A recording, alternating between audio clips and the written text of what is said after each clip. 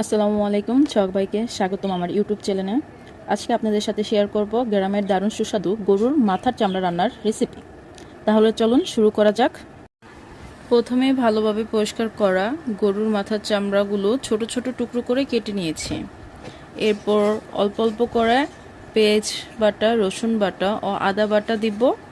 তার সাথে এলাচি, লং, দারচিনি দিব। দেওয়ার পরে আমরা দিব হলুদের গুঁড়ো, স্বাদ মতন লবণ এবং মরিচের গুঁড়া যে যেরকম খান আর কি, পরিমাণ মতন বেশি কম দিয়ে নেবেন। তারপর দিব জিরা গুঁড়া অ্যান্ড তার সাথে আছে পেঁয়াজ কুচি, তেজপাতা দিয়ে ভালোভাবে সয়াবিন তেল দিয়ে মাখিয়ে নিব। আপনারা চাইলে এখানে সরষের তেলও ব্যবহার করতে পারেন, আমার ছিল না বিধে আমি সয়াবিন তেলই দিয়েছি।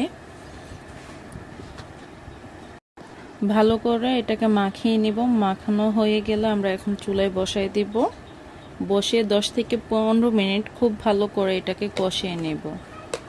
কষানো হয়ে গেলে এরপর আমরা ছোট ছোট করে কেটে রাখা আলুগুলো দিয়ে দিব এই যে মাথা চামড়ার মধ্যে। দিয়ে 5 মিনিট ভালোভাবে নাড়াচাড়া করব অনবরত। নাড়াচাড়া করা হলে সামান্য গরম পানি দিয়ে মাঝারি আঁচে জাল দিব। এ পর্যায়ে ঢাকনা দিয়ে ঢেকে দিতে হবে যাতে করে চামড়া নরম হয়ে যায় এবং মশলার স্বাদ ভিতরে ভালোভাবে ঢুকে, এজন্য ঢেকে আমরা এটাকে রান্না করব। চামড়াটা নরম হয়ে এলে কাঁচামরিচ দিয়ে আরও 5 মিনিট রান্না করব। তারপর চাইলে আপনারা এতে সামান্য পরিমাণে গরম মশলা ছিটিয়ে দিতে পারেন। এই পর্যায়ে এসে আমার কাছে ছিল না বিধায় আমি দেনে, এতে করে খাবারের স্বাদ আর ঘ্রাণ আরও বাড়িয়ে দেয়। দেখতে পাচ্ছেন রান্নাটা সুন্দরভাবে তেল ছেড়ে দিয়েছে। ঠিক এই অবস্থায় নামিয়ে নিলেই আপনার পরিবেশনের জন্য একদম প্রস্তুত।